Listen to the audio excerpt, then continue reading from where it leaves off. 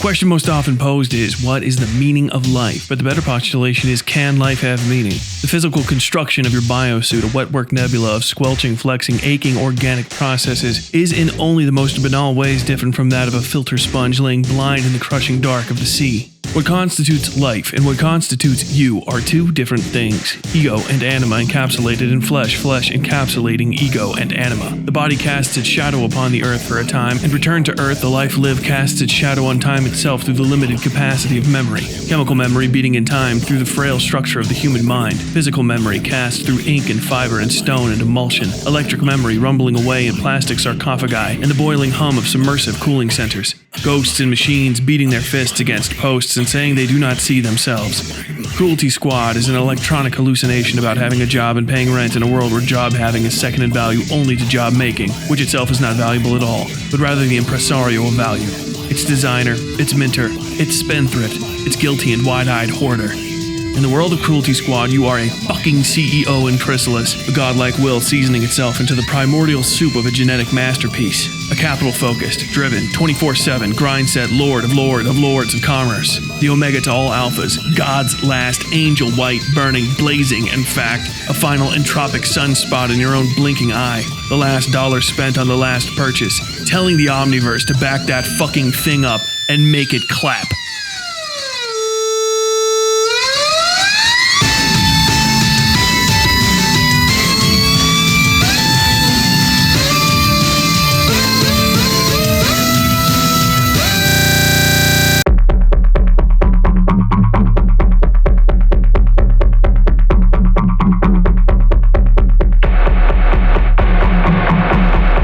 Cruelty Squad is a 2021 first-person shooter title from developer Ville Kallio. It is, without a doubt, the best shooter of the past 2 decades and one of the most unique titles released since the innovation era of N64 and PlayStation's heydays. It's aggressive, intense, ugly, unintuitive, and unreservedly a masterpiece of the medium.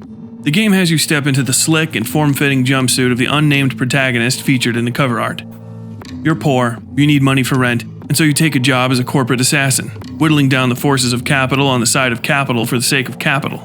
A witting pawn crossing the motley toward queendom, and leaving a path of glorious jibs in your wake.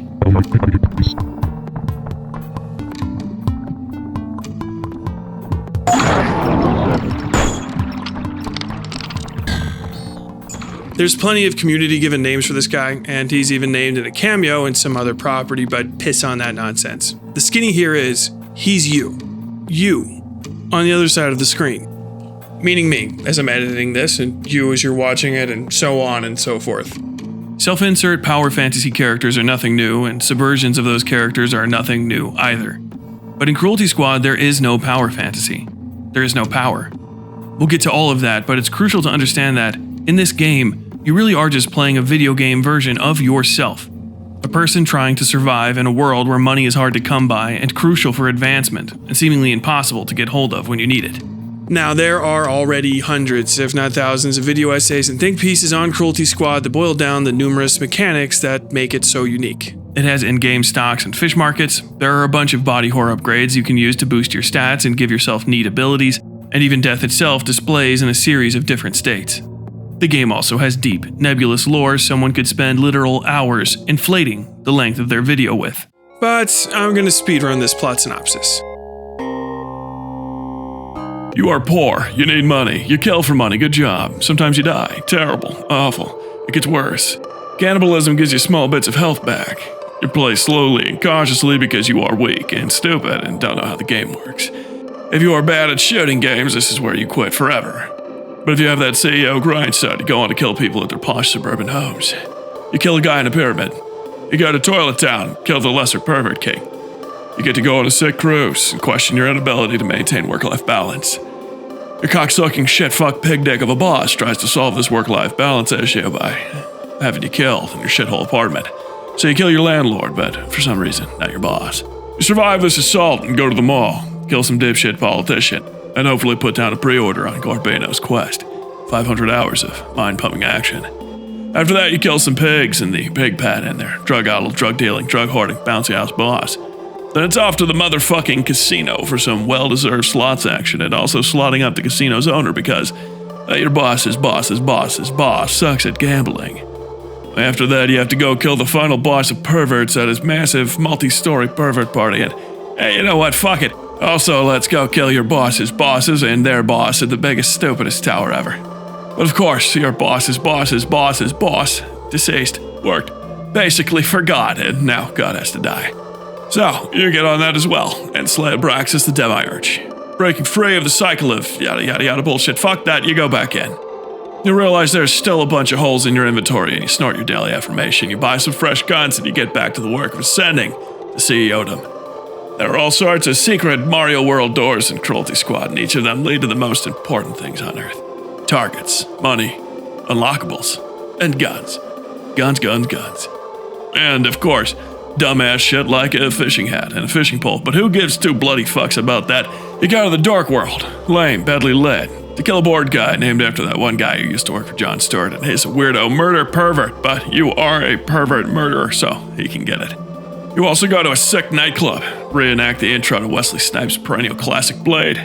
From there you go on another vacation, failing to achieve work-life balance again, and end up spending your day at the slopes peeling wigs back. You also get sent into a disgusting meat mine to draw out the skull casings of yet additional former employees of the greater Cruelty Squad family of corporate liquidators. During all this, you find yet more random shit, most of which is utterly useless and or gross. Oddly useful is this goddamn fishing pole, which you found is the only effective way to make money in this goddamn organization. You're the best, absolutely, but you've always had a soft spot in your heart for the glories of home ownership.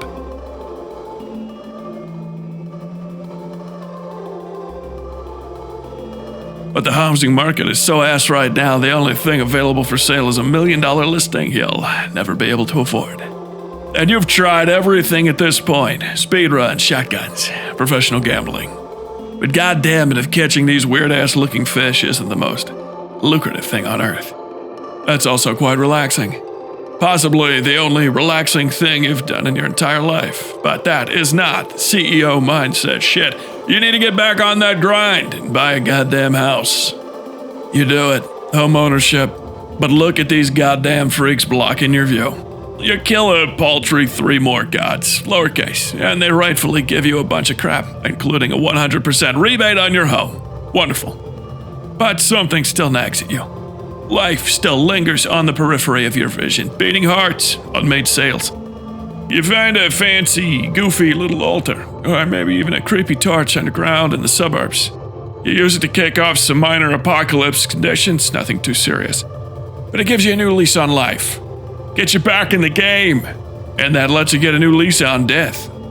Finally, you can get to the VIP sections of your own workplace. And guess what you find? An implausibly healthy cosplayer with a stupid goddamn cancer blaster. But you've been diligent and found yourself a true blue American money gun, and he can catch these fish stonked right in the teeth. Yes, very nice.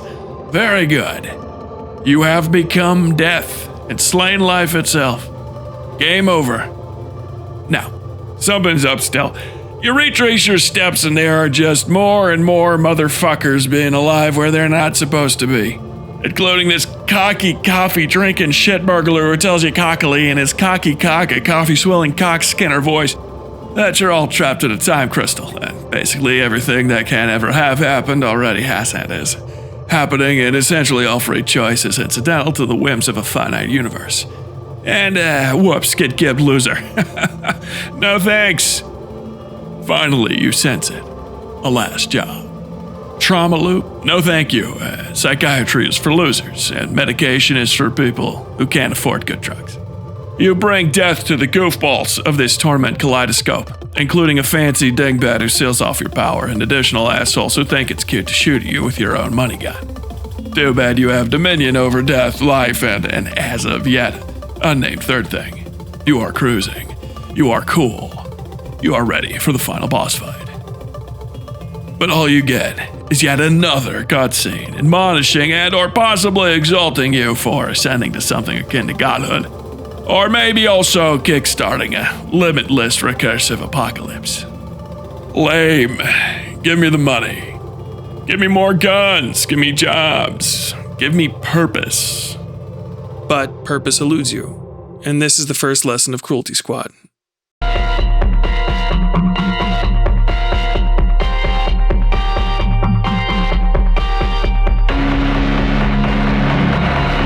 A brief reading of an excerpt of The Myth of Sisyphus by Albert Camus. The myth of Sisyphus. The gods had condemned Sisyphus to ceaselessly rolling a rock to the top of a mountain, whence the stone would fall back of its own weight. They had thought with some reason that there is no more dreadful punishment than futile and hopeless labor. If one believes Homer, Sisyphus was the wisest and most prudent of mortals. According to another tradition, however, he was disposed to practice the profession of highwayman. I see no contradiction in this. Opinions differ as to why he became the futile laborer of the underworld. To begin with, he is accused of a certain levity in regard to the gods. He stole their secrets. Aegina, the daughter of Asopus, was carried off by Jupiter. The father was shocked by that disappearance and complained to Sisyphus. He, who knew of the abduction, offered to tell about it on condition that Asopus would give water to the citadel of Corinth. To the celestial thunderbolts he preferred the benediction of water. He was punished for this in the underworld. Homer tells us that Sisyphus had put death in chains. Pluto could not endure the sight of his deserted, silent empire. He dispatched the god of war, who liberated death from the hands of her conqueror. It is said also that Sisyphus, being near to death, rashly wanted to test his wife's love. He ordered her to cast his unburied body into the middle of the public square. Sisyphus woke up in the underworld, and there, annoyed by an obedience so contrary to human love, he obtained from Pluto permission to return to Earth in order to chastise his wife. But when he had seen again the face of this world, enjoyed water and sun, warm stones and the sea, he no longer wanted to go back to the infernal darkness. Recalls, signs of anger, warnings were of no avail. Many years more he lived facing the curve of the gulf, the sparkling sea, and the smiles of earth. A decree of the gods was necessary. Mercury came and seized the impudent man by the collar and, snatching him from his joys, led him forcibly back to the underworld, where his rock was ready for him. A major aspect of Cruelty Squad's lore is that time is a frigid crystal. This is best explained in diegetic fashion by Number 3, the chief security officer of what's essentially presumed to be the company you work for, that being Cruelty Squad or Godhead Heavy Industries. Number 3 is a non-hostile assassination target, and speaking to him gives you the following dialogue. I am Number 3. I pulsate, I laugh. I'm the chief security officer. Chaos is imaginary. Time is a frigid crystal of perfect order. From any point in time, it's trivial to calculate any other. There's a limited number of possible steps I can rotate time in my head. My job is pretty pointless as security is inherent in everything. Some disagree with me. They suck. I mostly just drink coffee and play with guns. Both in universe and in reality, Cruelty Squad exists in a frozen, perpetuated state. It is the chrysalis of a corpse butterfly, suggesting the possibility of growth while in fact permitting no expansion of agency past the preconceived limits of the game itself. You can exist within Cruelty Squad, and you can achieve a maximalist completion of all that Cruelty Squad offers, executing missions and performing every minute subtask in increasingly small cycles, becoming efficiency personified, until at last you reach the entropic finality of completion itself. And in this action, you are rendered inert, surpassing the game's own capacity to reward your accomplishments. Achieving victory becomes orders of magnitude more difficult, and success itself enters a state of intangibility. One who achieves everything can no longer achieve anything. Extrinsic motivation evaporates. The only possible reward is that of one's own serendipitous and absurd rendering. Consider Sisyphus's relation to the stone, Camus writes.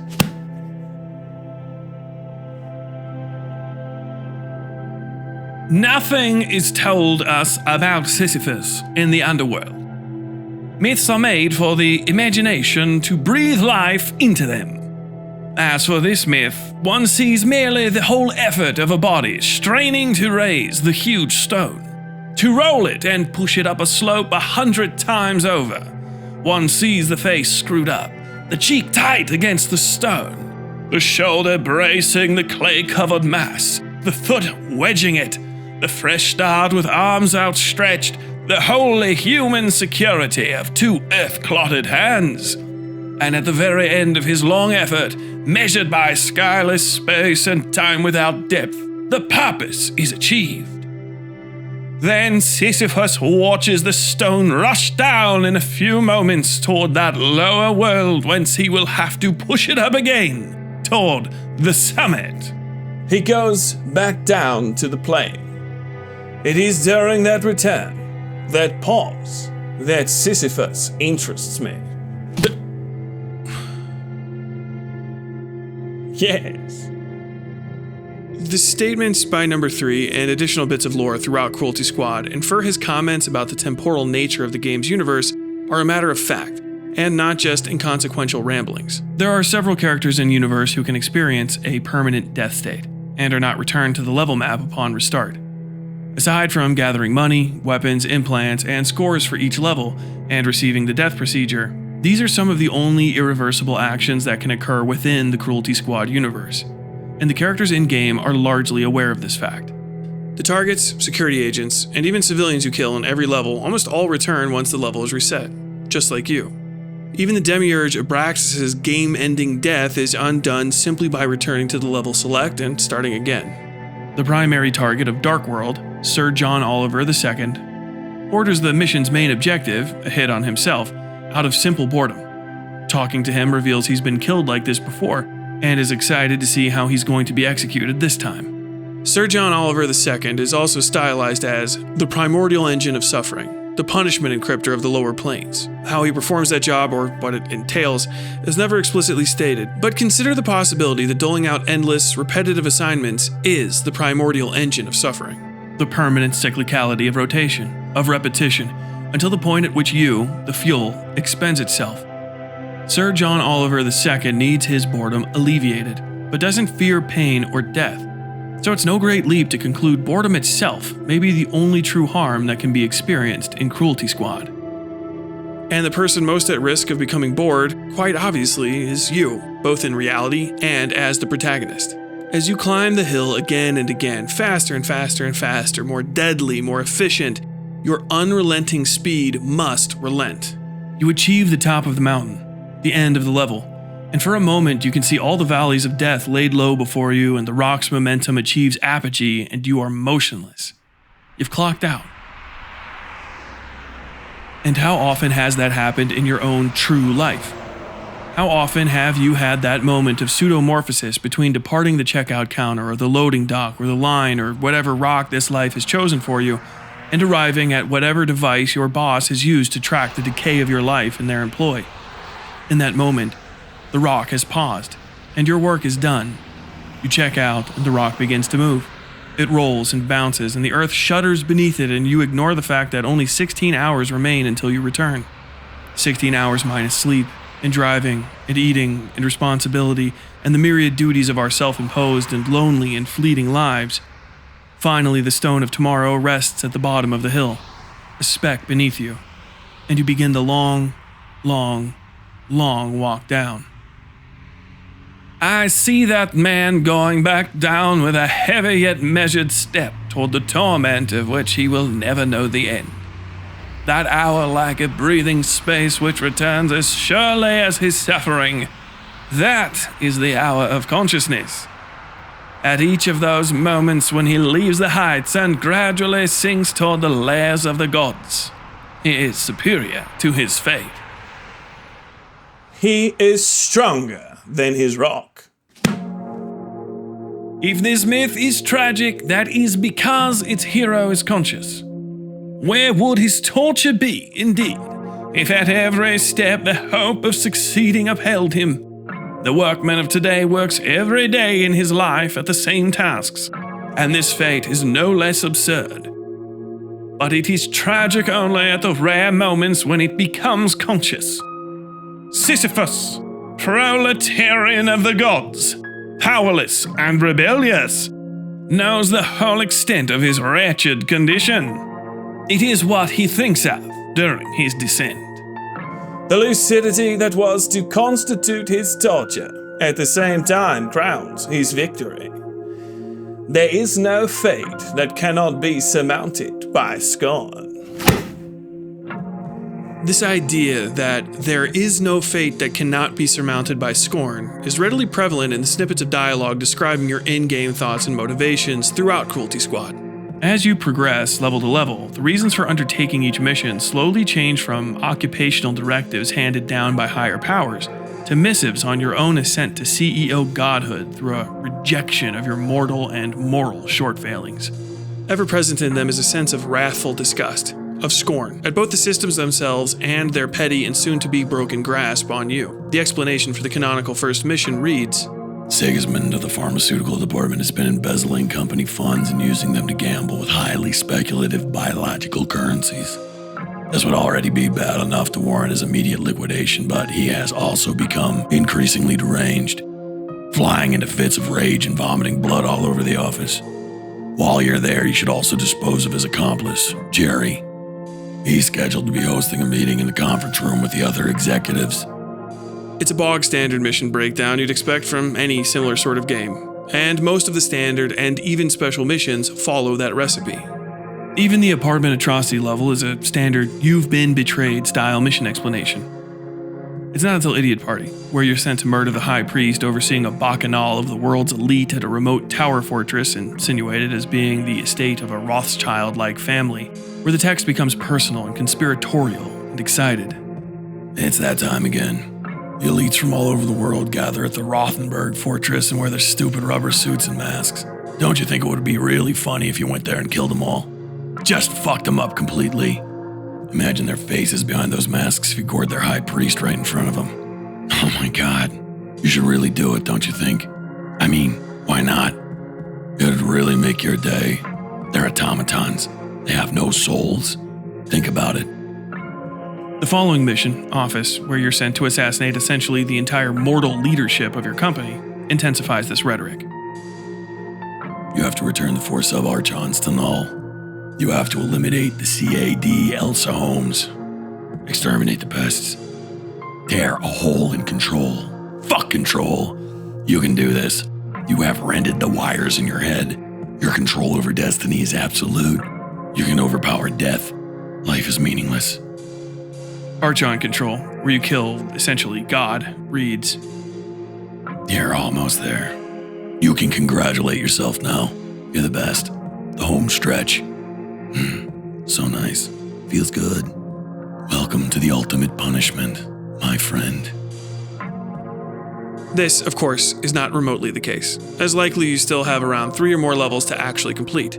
Finishing the entire set of levels in the game at least once, which will require the average player revisiting and beating each level more than a few times, will unlock the final mission, Trauma Loop. As a successful member of society with a stable, unflinching psyche and limitless drive, natural affinity for finance and domination, you have been selected. No, you have been effortlessly guided by divine, biological trauma towards this moment. The gates of destiny fling open, and once again you're left standing on pulsating nothingness, a strobing headache of the soul. These mission descriptions provide some of the only narrative insight into your motivations as a protagonist. In essence, it shows an evolution from passive participation to active participation in the greater world of Cruelty Squad.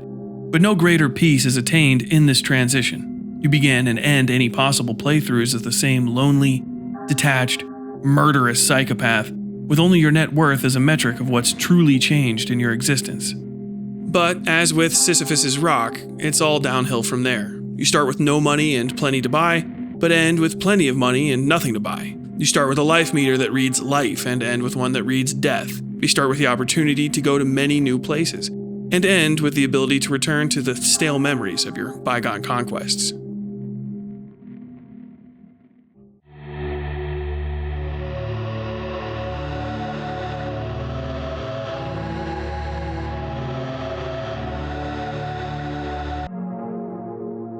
You higher men, what do you think? Am I a soothsayer, a dreamer, a drunkard, an interpreter of dreams, a midnight bell, a drop of dew, a haze and fragrance of eternity?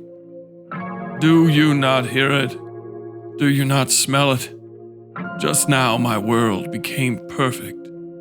Midnight too is noon, pain too is a joy, curses too are a blessing. Night, too, is a sun. Go away, you will learn. A sage, too, is a fool. Have you ever said yes to a single joy? Oh, my friends, then you said yes, too, to all woe. All things are entangled, ensnared, enamored. If ever you wanted one thing twice, if ever you said, you please me, happiness, abide moment, then you wanted all back. All anew, all eternally, all entangled, ensnared, enamored. Oh, then you loved the world. Eternal oneness. Love it eternally and evermore, and to woe too you say, go, but return. For all joy wants eternity. The ultimate philosophy presented by the narrative of Cruelty Squad, both diegetically and textually, is that of your descent into nihilism. Not in a diegetic expression of agency or belief, but in being literally absorbed into the concept of nihilism.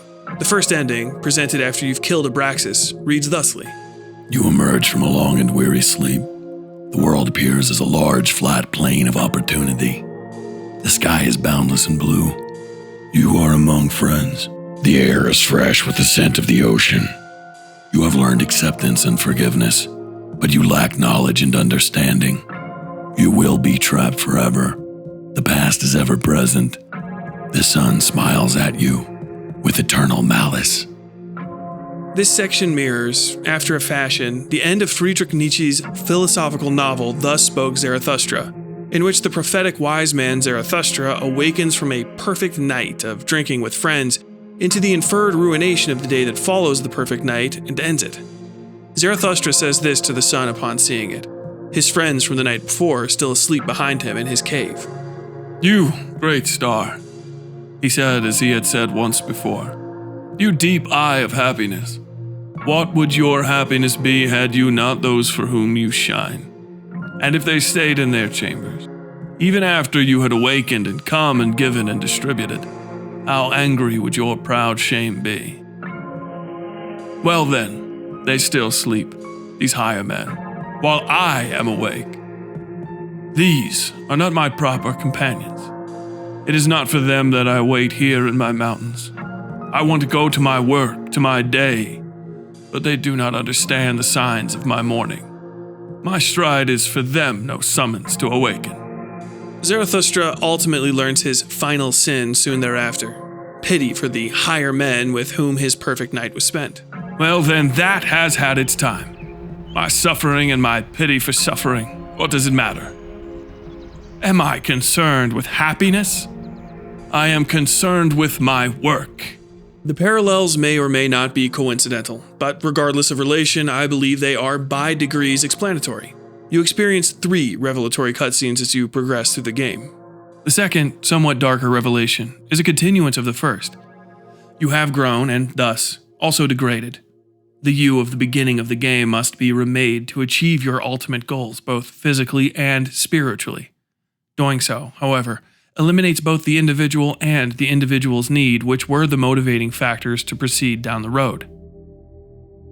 The one who needed no longer needs, but also no longer is, and thus need is absolved of itself, but the war against need remains, which becomes rapidly more intransigent and unsolvable. The primal fear or aversion toward need is all that's left, what you might call an Ouroboros hunger, a purposeless need, which serves only to fail to satiate itself, like a machine programmed only to fill its fuel reserve and do nothing else. When you become such a thing that can attain all that is, What is not is the only thing left to be desired, and in its indescription can be neither imagined nor made. And even if it was, it would be devoured and unmade, and the perpetual descent, the perfect entropy, would continue. Because the hunger and the entropy and the whistling cosmic void with you as its seed star can never be sated. Because it has become not hunger, but insatiability itself. The second cutscene reads as follows. I weep. You are a rotten husk.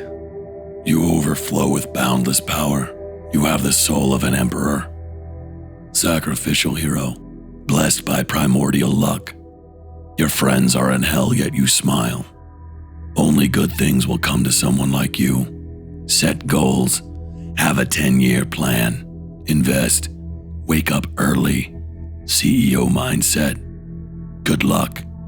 This ending canonically requires switching the game to Hope Eradicated or Cursed mode, which is achieved by finding certain altars or entering a level with the Curse Torch item equipped.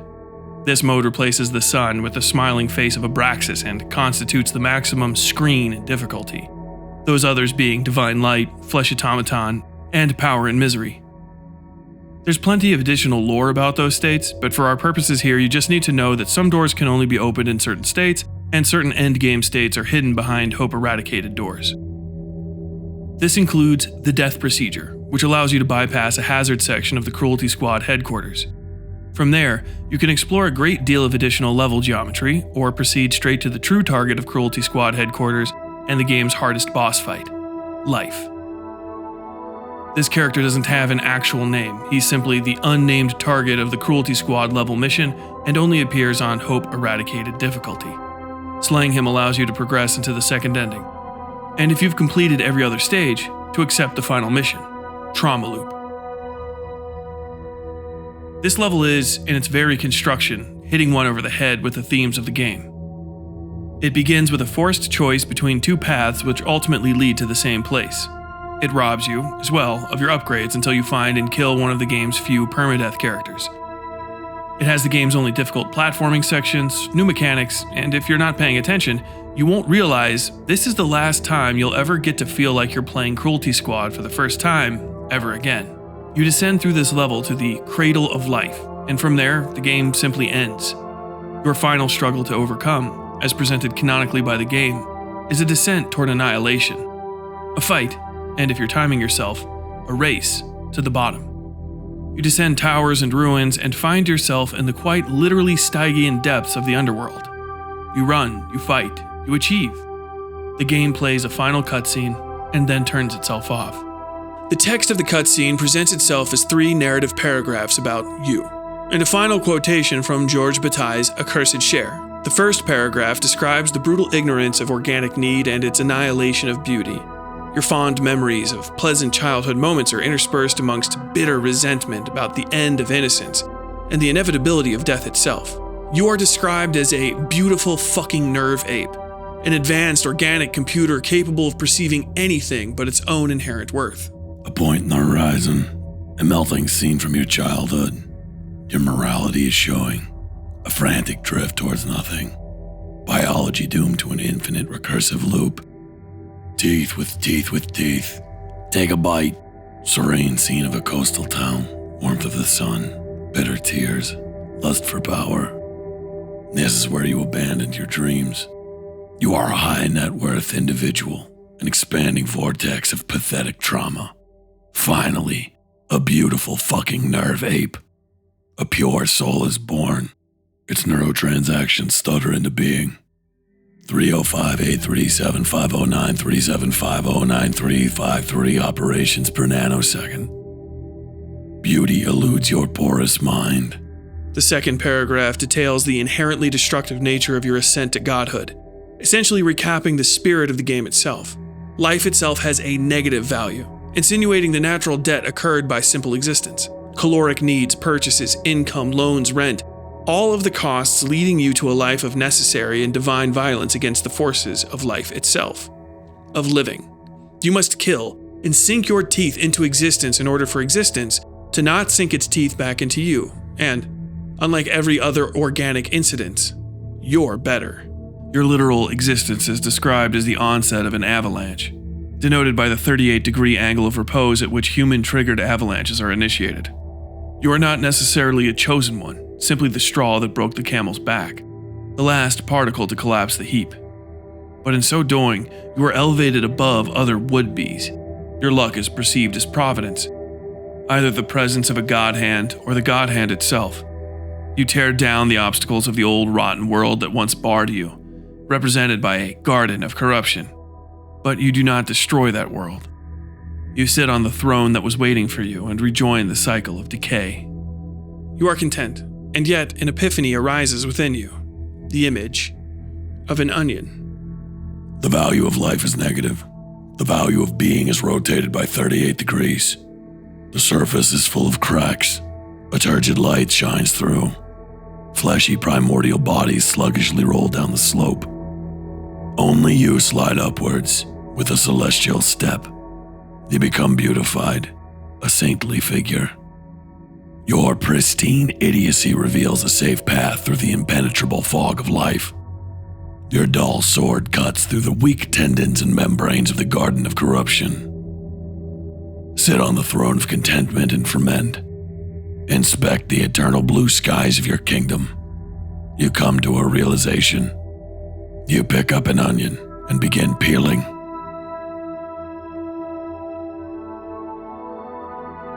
You descend into perfect solipsistic nihilism. Much as with Cruelty Squad itself, you have peeled away the onion's layers, its content. In time, nothing remains of the onion save the space where it once existed. It becomes the presence of absence. It becomes the absence of presence. You collapse beneath the weight of perfect contradiction. Nothing becomes everything, and everything becomes itself, which is nothing and everything. A writhing mass of expended universal potential, finite and wasted in its infinite permutations. A thing that could be many things but is only what it is, which is a thing that is all of the things, save that which it could not be. You find yourself in this absence, lose your mind into the presence of it, and unmake this perversion of existence which is itself the final realization of your absolute potential. Onion layer 3. Onion layer n to the power of n. Aeons have passed and the onion is fully peeled. Nothing remains. It's perfect. You get lost in that point that remains where the onion used to be. Synaptic cascade. Neurological catastrophe. The point becomes infinitely dense. The universe condenses into a unicellular being. It screams sin. It craves happiness. It's done with this world. It tries to commit suicide but fails. Sad, pathetic mess. You feel pity and disgust, but in a way only a being of pure grace can. In your violent mercy, you terminate the world life. The final words of Cruelty Squad are from a book by a boring dead guy who talked about books by boring dead guys written about books by boring dead guys who pontificated. None of this matters. This quote doesn't matter. You don't matter. This video does not matter.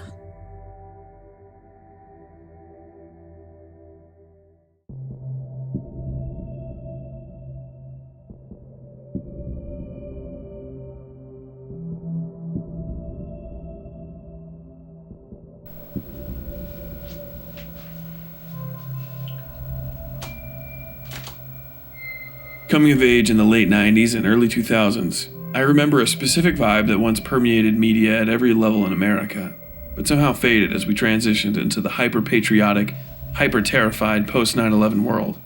A deep and pervading sense that work in the modern era was dehumanizing, inhumane, unrewarding, and inevitable. From kids' shows like Rocko's Modern Life to comedies like Office Space and even sci-fi action thrillers like The Matrix, we, as a society, shared a deep and abiding suspicion that the powers that be were taking us for a ride. That not only were we not getting our fair shake and share of the profits, but even more that what we did simply didn't matter. We realized we'd become cogs in cyclopean machines that performed no great task and existed simply because they could. Those figurative machines persisted, but our sense of collective dissatisfaction with the relentless alienation of people from the labor they performed was washed away in the post-9/11 world. Alienation itself then became a hot commodity, and as cameras and the internet became ubiquitous and unavoidable, the celluloid fourth wall of the 1990s burned away, and we found all of ourselves on television all at once. It started, of course, with the ersatz realism of so-called reality TV, which took the Warholian fame enjoyed by the rotating freak shows of 90s daytime talk television and extended those 15 minutes indefinitely. The carefully cultivated lines between celebrity and privacy disintegrated completely over less than a decade. And soon we were living in Ozzy Osbourne's home, and some guy from your town was on some remote island in Survivor, and then you were simply online. You. No longer the isolated viewer at home, but the star and the producer and the critic and the censor, and all of that in a tidy box within your pocket, holding you inside. The lines between you and everything vanished. No longer were you secretly peeking into Ozzy Osbourne's living room. Now, Ozzy Osbourne and his kids and your spouse and your ex and your parents and your cousins and your neighbors and the president, fucking everybody was inside your living room, inside your bedroom, inside your inbox, inside your fucking head. And of course this included your boss. Everybody's boss, really. And those bosses' bosses. Soon enough, a culture that had begun to understand and explain its own alienation and its dissatisfaction with work could no longer risk voicing those thoughts. The economy began to crash so often nobody could actually tell what a recession actually looked like, or when it was happening. Wages fell, stagnated, and everything went up in price. And you couldn't really complain about it, because if you did, boy howdy, those bosses would give you something to complain about. In this way, alienation spread through the screens and portals and speakers around us and into us. The day itself, the 24-hour cycle universal to the human experience, became product. Filmed, partitioned, examined, shared, enjoyed.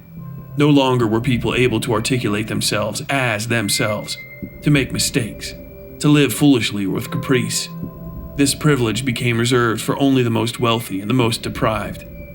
The only real people on Earth became those too rich to experience consequences, and those too immiserated to lose anything. All else, the great whole of humanity, was by these processes made into simulacra of themselves, copies of copies of copies, proxies of their own decaying humanity from which to hide behind, internet personalities and work personalities and home personalities, virtual private network perverts and clever internet sobriquets. An entire species reducing their beings to an implied perfect copy of a self they had never been simply to shake off the ruinous scrutinies of still more simulacra, until at last no human creature on this earth can see beyond the palimpsest of the corporate social sphere. In this manner, our stories shifted away from a shared distaste for alienation to a panoply of self-indulgent solutions for the nightmare of modernity. Atheists began to pray for the miracle of revolution. The religious sold their principles for bread and coin. Capitalists created networks of mutual support to keep their heads above the water. Socialists created hierarchies of shrewd, wealthy business owners to shelter themselves. And amongst all these groups grew an absolute certainty. Only money could save anyone from this sinking ship. Only money could prove the authenticity of speech and the value of your message. The pathway to self-actualization had become paywalled, but if you made it, all would be forgiven. For to be wealthy, truly wealthy, was now to exist above the laws of man, of God, and most importantly, the scrutiny of anybody less wealthy than you. He who makes a beast of himself gets rid of the pain of being a man. By the second year of the second decade of the second millennia since Christ escaped the icebox we'd stuck him in, humankind had surpassed in danger all the beasts of land and sea and air. Even a good old-fashioned plague couldn't kill us anymore. And so what beast was left for a man to overcome than man himself? The desire for men to become men expressed itself on the planet, spreading from the Anglosphere like a disease until people in countries speaking different languages were sharing fearful opinions of who could participate in sports they didn't even know or care how to play. From this arose the alpha male, and the alpha male's primary occupation, the hustle and grind. In a world where money was power and power the only path to actualization, the human animal was reduced to a simple equational cosmic syrup. Every second not spent in pursuit of capital was a second wasted. Secrets to success became highly publicized commodities. Any moment spent on joy was excess. In pursuit of pure capital, Our greatest grind-set capitalist rapidly spiraled toward absolute rejection of capitalist decadence. Joy was something that not only could be bought, but was measured with a price tag. If swimming was free, buy a jet ski. If jet skis were cheap, time to save up for a yacht. If yachts were plentiful, well, time to drain the oceans. They're clearly wasting time, burning productivity. Ultimately, we found ourselves at a point where pure value, alone, conceptual, and divorced from physical constraint, is the final real asset. The artificial intelligence boom, a capitalist project that absorbs resources and produces only the most speculative return, is the final economic engine of the decade.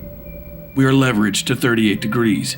The dam is breaking, and your neighbor is throwing a siphon hose into a storm drain to cool his child porn generator. Things are going great. Things are going great. Things are going great. Things are going great. Okay, but what if they are?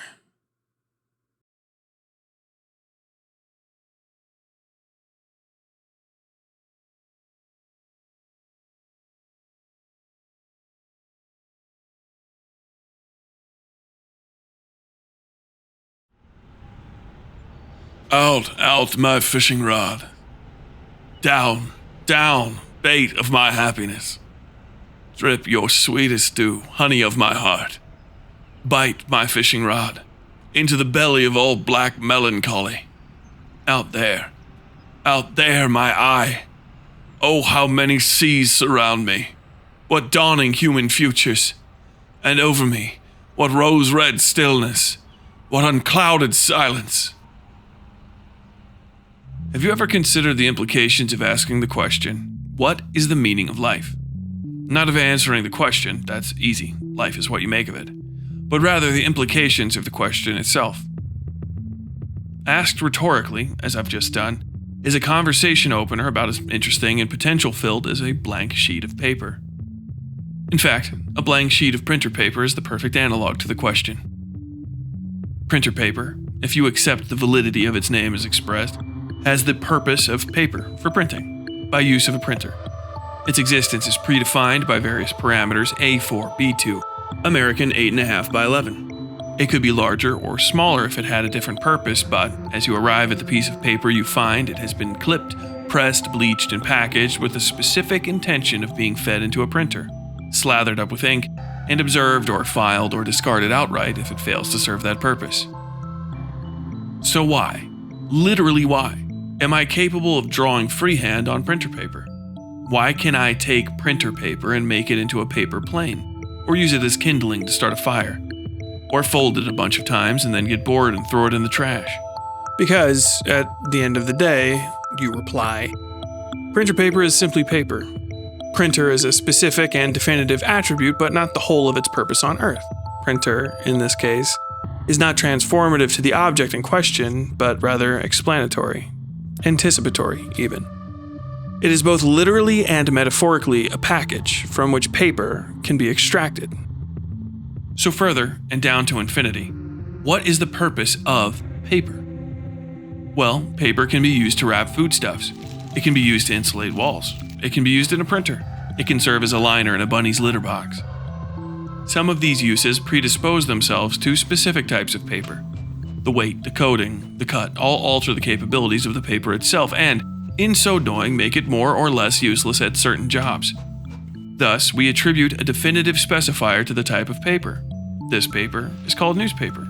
This paper is called food service wrapping paper. This paper is called printer paper.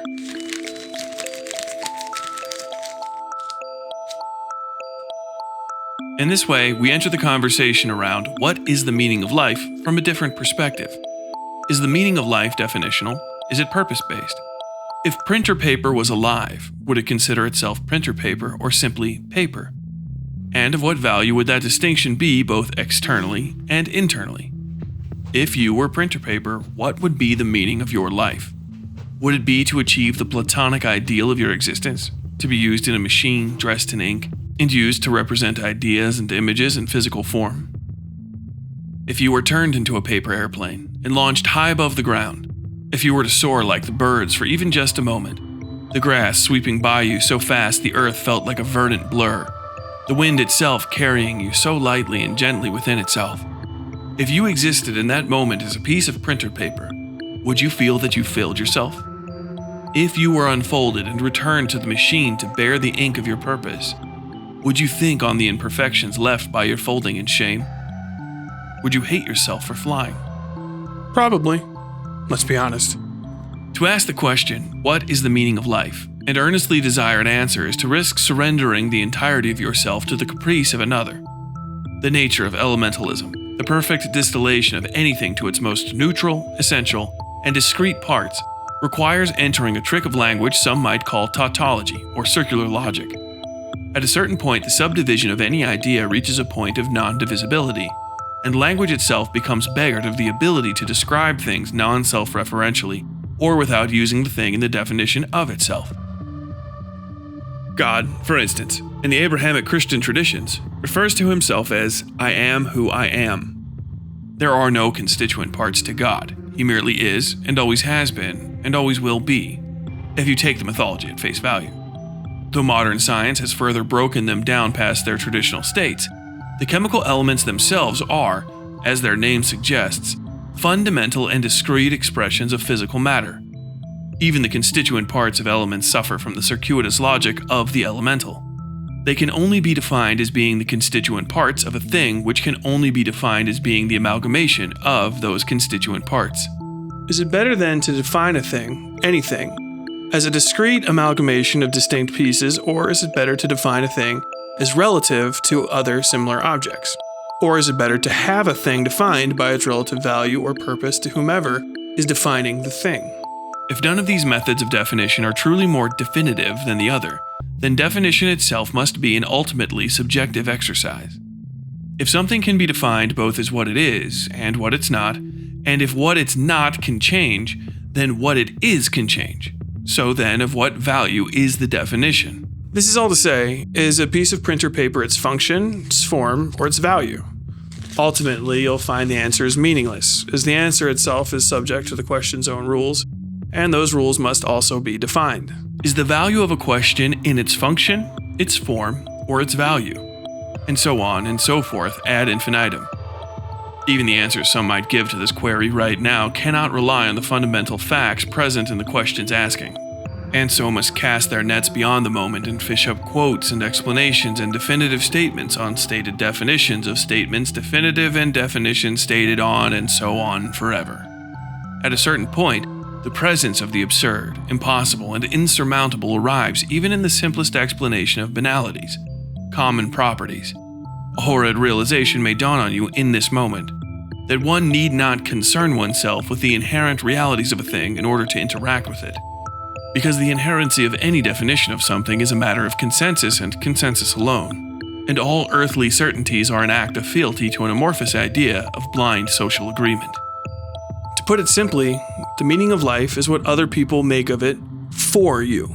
Not merely in the abstraction of the totality of your time on Earth, but in the banality of how you perceive language, how the I follows the E in perceive, and how you would perceive the accent of a person when they say perceive. Faced with this reality, which is no great discovery, one might decide to succumb to the strictures of society's appendments or, conversely, rebel against meaning itself. But, if even rebelling is socially constructed and socially explained, can one both reject the accepted social definition of rebellion and also engage in rebellion?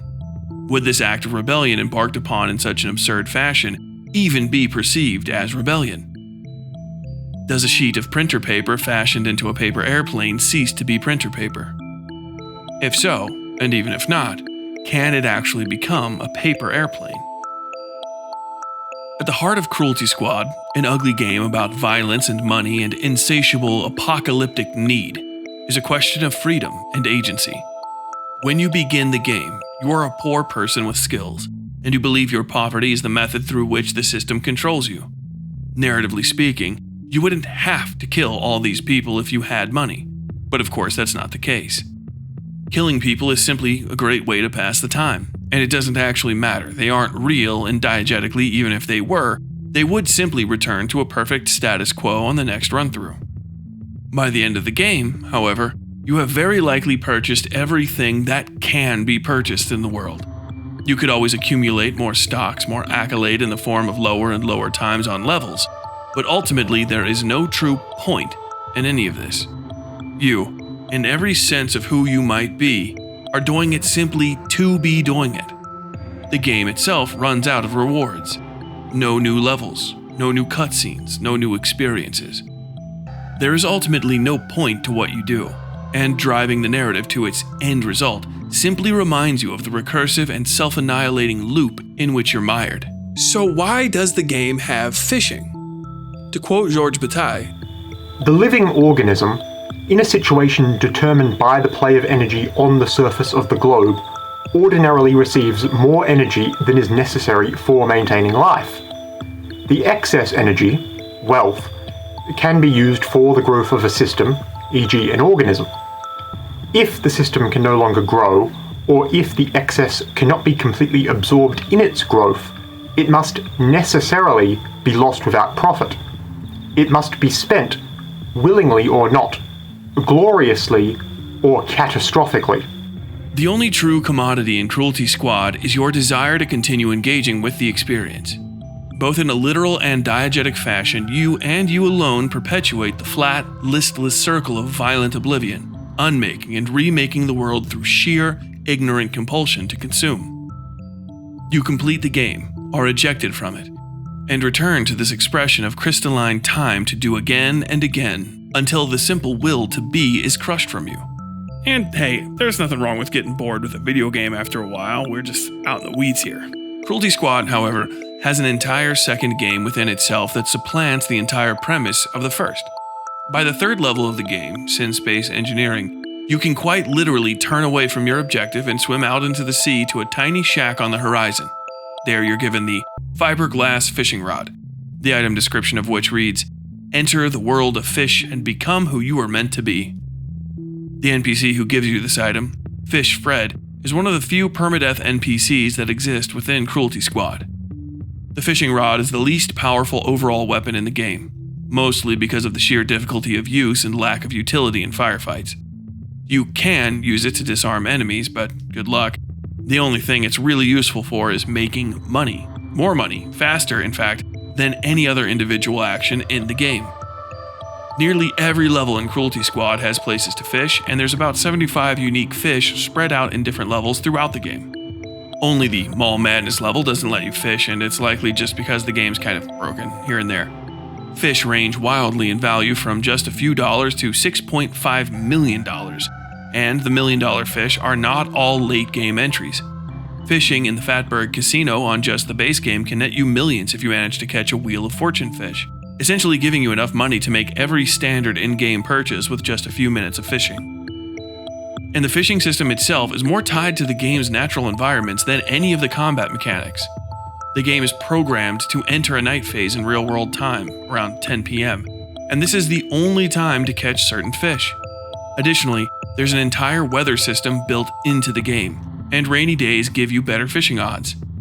For all of the narrative pushing toward godhood ascension through CEO status, you actually can control the weather by wearing the tattered rain hat item, which makes it a rainy day every day, and therefore a good fishing day. Its description reads, "Old and worn." You've never seen it before, but it feels nostalgic. In tandem with the frozen crystal nature of the game and references to your childhood memories in a seaside town, it's no great leap to suggest these items are more than just a lark, lore-wise.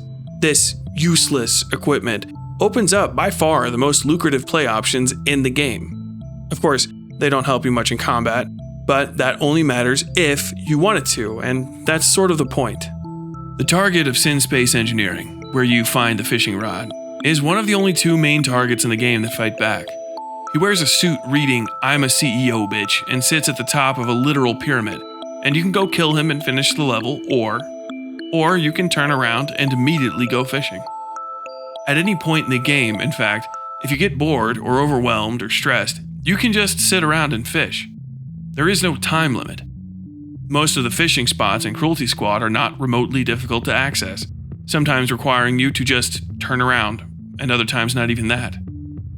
The especially serendipitous may even claim Cruelty Squad is simply a fishing game, with a somewhat irritating corporate assassin minigame thrown in. People might disagree with you, but those people suck.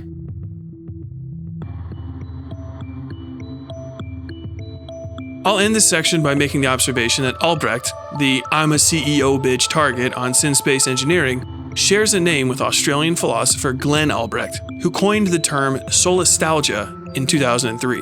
It's a method of articulating the dread preceding a negative environmental change, where one will feel deep emotional stress at the impending destruction of their own home. A sort of homesickness you have when you are still at home.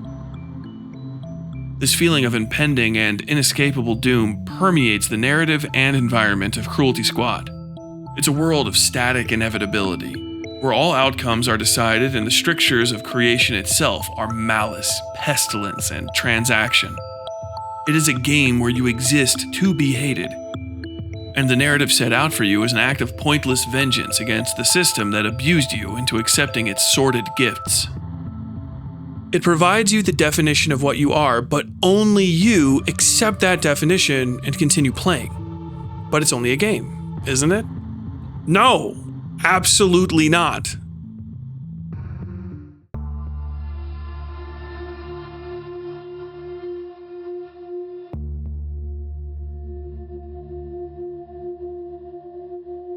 You are the protagonist of Cruelty Squad. Regardless of how you perceive yourself as separate from the game or not, your life and your existence as the protagonist are inseparable.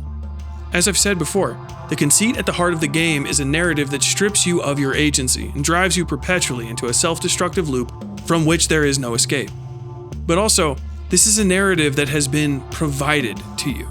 In accepting the game on its terms, you allow your perception to be molded by the form it takes to present itself, and in so doing become an aspect of that form.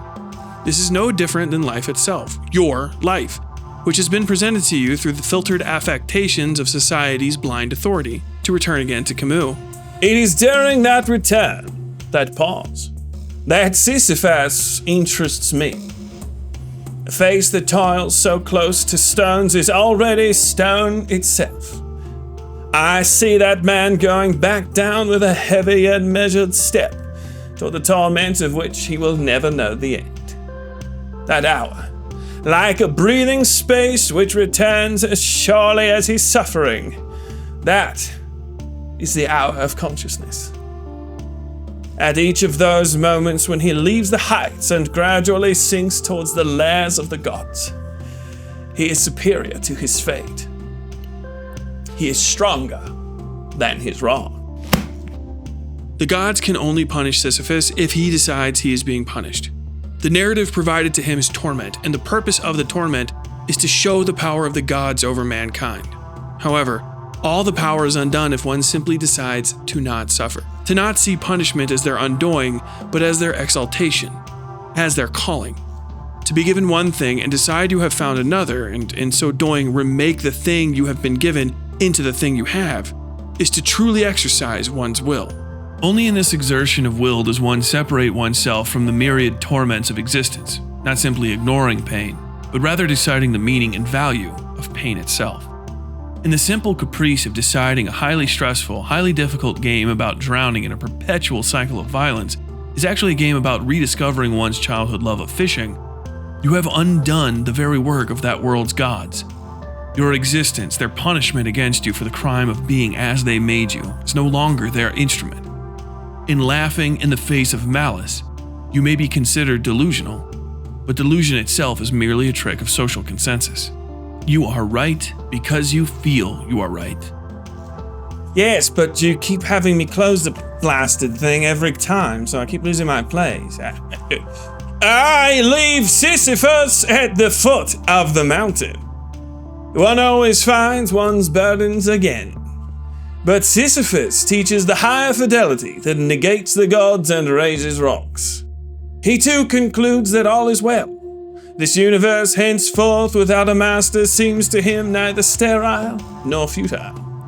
Each atom of that stone, each mineral flake of that night-filled mountain, in itself forms a world. The struggle itself toward the heights is not enough to fill a man's heart. One must imagine Sisyphus happy.